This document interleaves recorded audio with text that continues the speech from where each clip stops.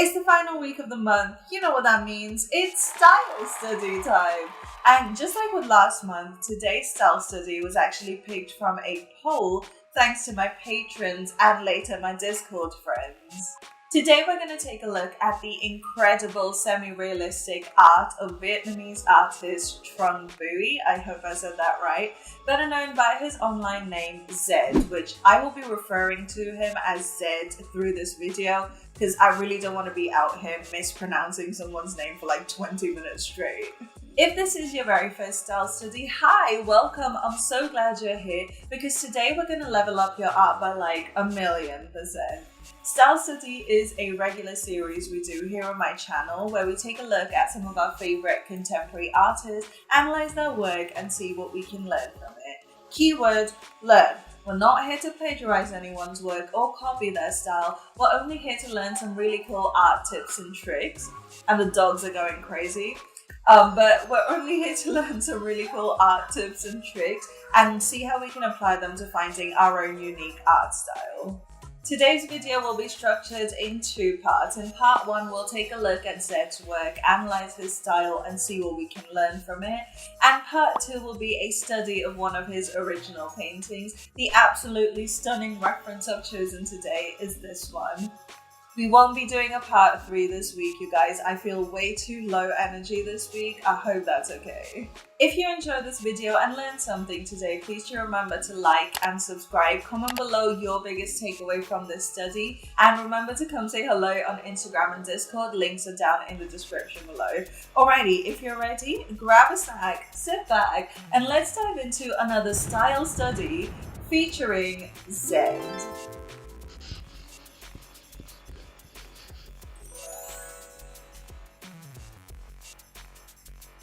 Zed is a freelance concept artist and illustrator from Hanoi, Vietnam. Not much else about him is out there apart from the fact that he uses he/him pronouns, which I saw on his DeviantArt. However, he paints these gorgeous semi-realistic character pieces with absolute gorgeous rendering, so I really wanted to explore this style today. His incredible work has garnered him over 107,000 followers on Instagram and over 28.3 thousand watchers on DeviantArt.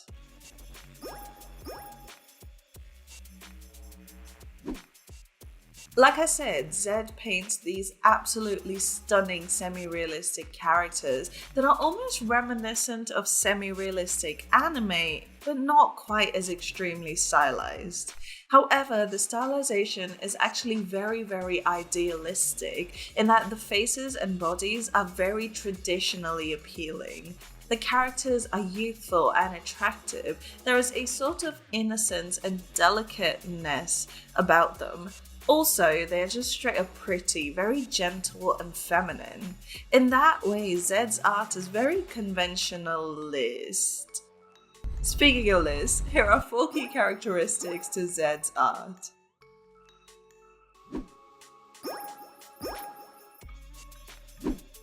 The very first thing I noticed about his work is that Zed generally paints a very muted ambience.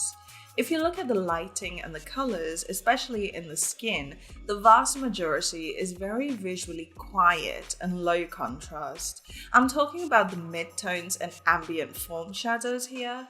So with this piece, for instance, if we look at most of the skin that's not being hit by either the rim light or the occlusion or drop shadows, the majority of it is in fairly low contrast grey tones. There is some saturation, but it only looks relatively saturated as compared to the rest of the surrounding colour. The values in the brightest mid-tone and the darkest form shadow are quite similar, and the highlights in the skin are pretty soft. This leads to the surface of the skin looking very smooth, supple, and also rather matte. However, the skin doesn't look entirely flat thanks to 2 pretty important aspects of contrast. First is the pretty dramatic drop shadows and ambient occlusion. Now, these are not massive areas of shadow, quite the opposite. You'll see a little sliver of a drop shadow under the jaw, maybe a thin little bit of occlusion where the skin overlaps, like with the arms here. These shadows add a fair bit of definition to the skin and also make the rest of the low contrast bits appear even softer. You will actually find these more dramatic, high contrast shadows in the hair though, separating sections and such, and also creating a lot of darkness around the jaw and neck. Again, this adds dimension and makes the skin look super soft, but it also adds a lot of texture to the hair. I really do feel like the primary focal point in Zed's work is how beautifully the skin is rendered, because every other aspect of the rendering seems to highlight the soft blending even more. Sometimes you'll also see a super bright key light or a really dramatic rim light, and these tend to create not only higher values, but also much higher saturation on the skin. I've noticed that these often come with the more elaborate backgrounds where the lighting is adding to the story by creating an even more dramatic ambience. Looking through Zed's work, I realized that his color palettes are fairly simple, and that is actually what makes them so impactful. More often than not, he simply uses complementary tones, and most of these are orange and blue. And the most significant of all, only one of the two colors forms the main saturated element. So here, for instance, while there is clearly an orange and blue scheme, the orange is doing a lot of the heavy lifting when it comes to saturation. Whereas here, same scheme, but the orange is desaturated while the blue of the sky is the major vibrant element. Here's a red and green palette, and while pretty much 95% of the piece is pretty evenly saturated, you have this tiny but loud pop of bright red in the necklace that really steals the show. You might occasionally see a more complex color palette, like this tetradic palette, where you have the desaturated orange and yellow in the skin and outfit, which is offset by the really vibrant blues and purples. Or this mostly analogous palette that goes from red to blue. In these cases, Zed really controls the relative saturation of these colors to make things actually make sense in terms of the material. Let's look at painting like this, for instance. Even though the skin is clearly visibly painted in blues, it still looks like it would actually be skin toned. Like our brains seem to kind of make an adjustment automatically. And that is because the more desaturated the blue in an image like this one, the more it starts to look like its complementary tone. I know, brains are weird, but that is just how we perceive things. And it's actually really cool that Zed uses phenomena like that in order to really control the color palette without losing the visual impact of the materials.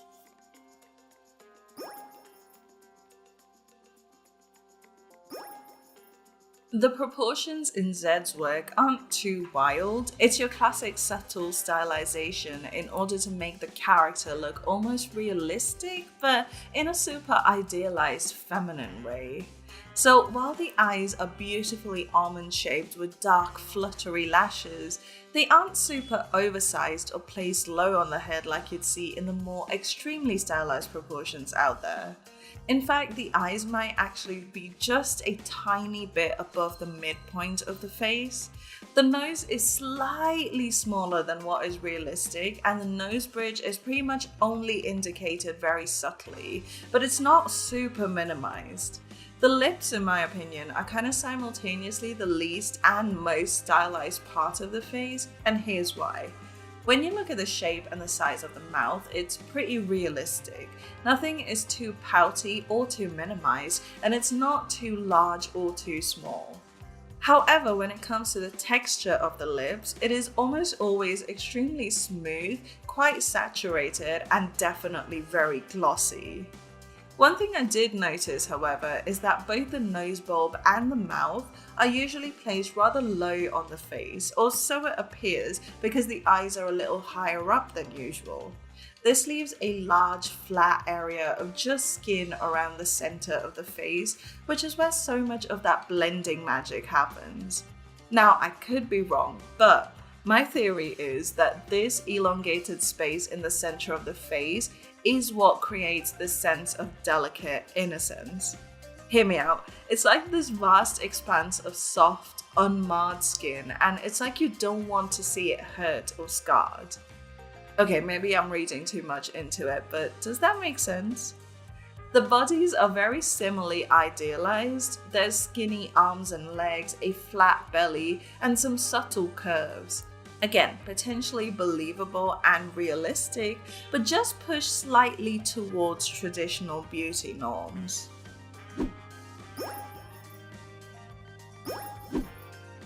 Let's finally talk about what you're really here to see, the blending.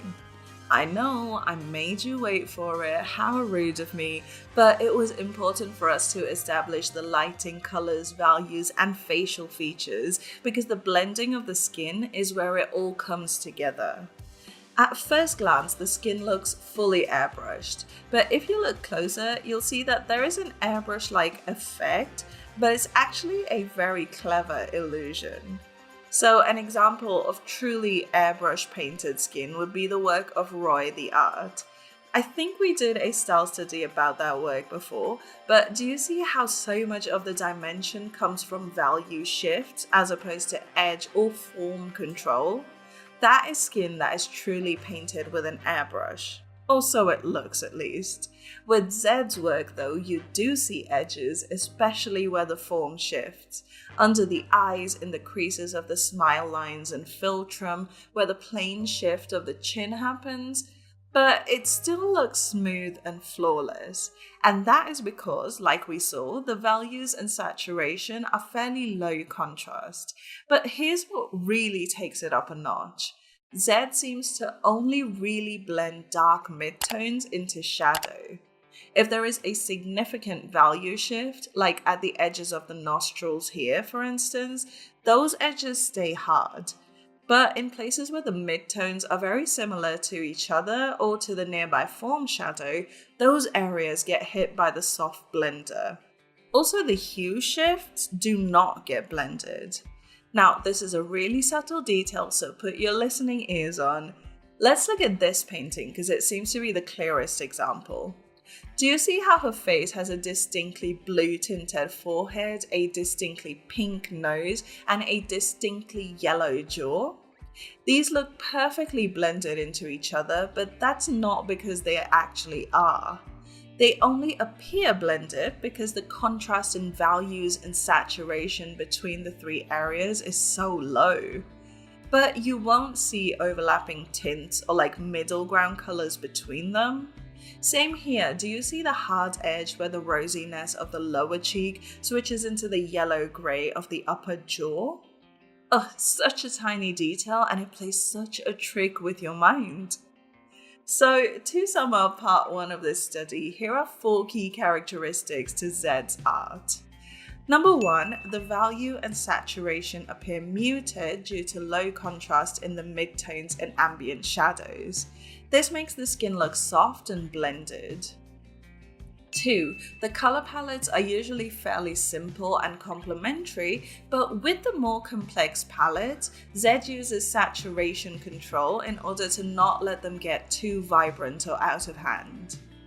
3, the proportions are very subtly stylized in order to appear almost realistic, but also idealized. And number 4, Zed uses very specific controlled blending in order to make the skin appear soft but also dimensional.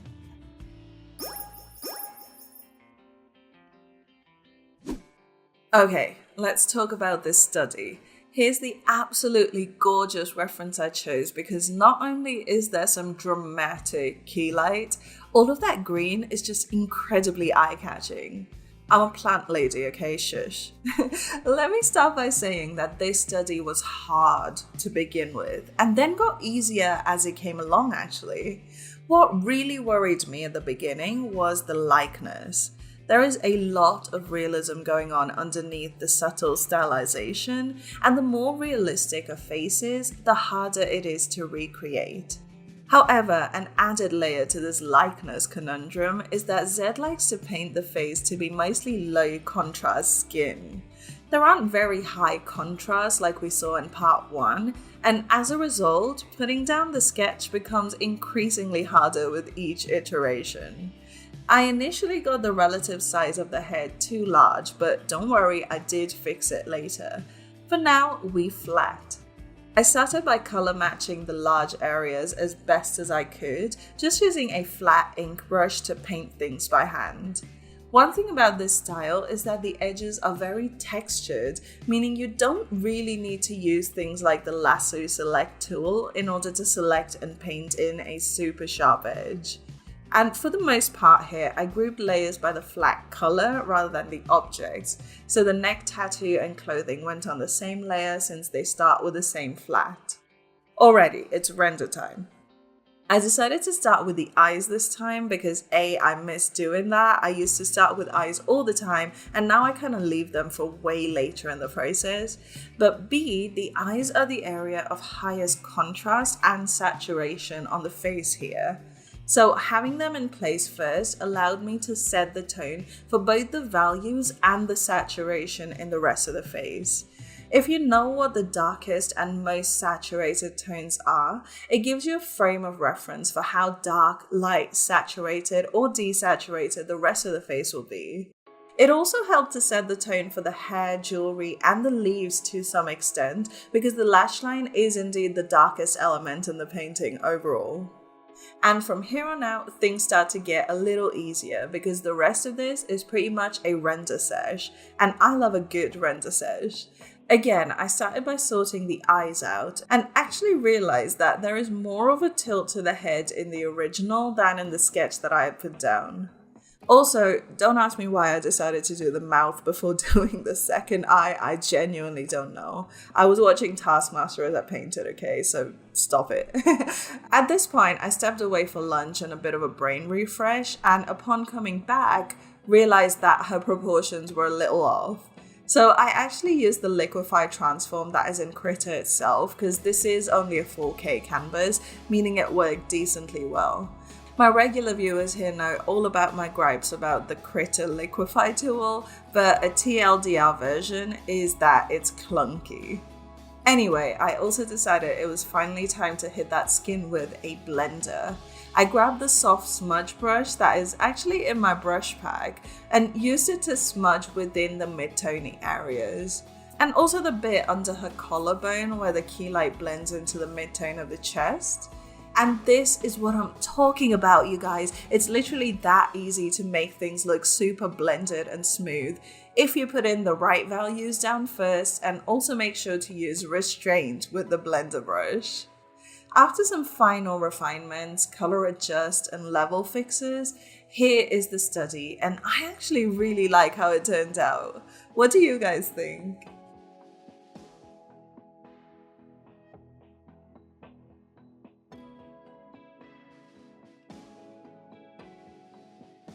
So there we have it, Zed demystified. Oof, that rendering, you guys, I'm gonna have to keep practicing it until it becomes my default style of painting skin. But what was your biggest takeaway from this study? Are there any aspects to Zed's art that you want mentioned and I've somehow managed to miss out? Comment below and let me know. Of course, I've linked all of Zed's art down in the description. Make sure you go check him out and show him some love in case you haven't already. And of course, if you enjoyed this video as well, make sure to show me some love as well by giving me a big thumbs up and hitting that subscribe button down below because it really helps this channel reach way more artists out there. Come say hello on Instagram and Discord, links are down in the description. And if you'd like to support this channel and all the work I do, you can always check out my Patreon. I put up loads of exclusive content on there every single week, and your support really helps all this free content that comes out every week on here. So check that out and thank you so much for your support. Also, are there any other artists you'd like to see a style study on in the future? First, check out my style study playlist. It'll be here in the outro in just a second. I've done a ton of these. Chances are I've probably covered some of your favorite artists of the series already.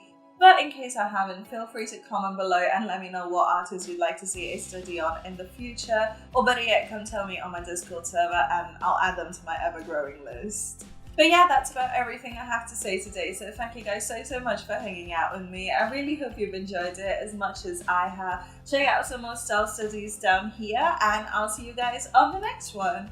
Bye!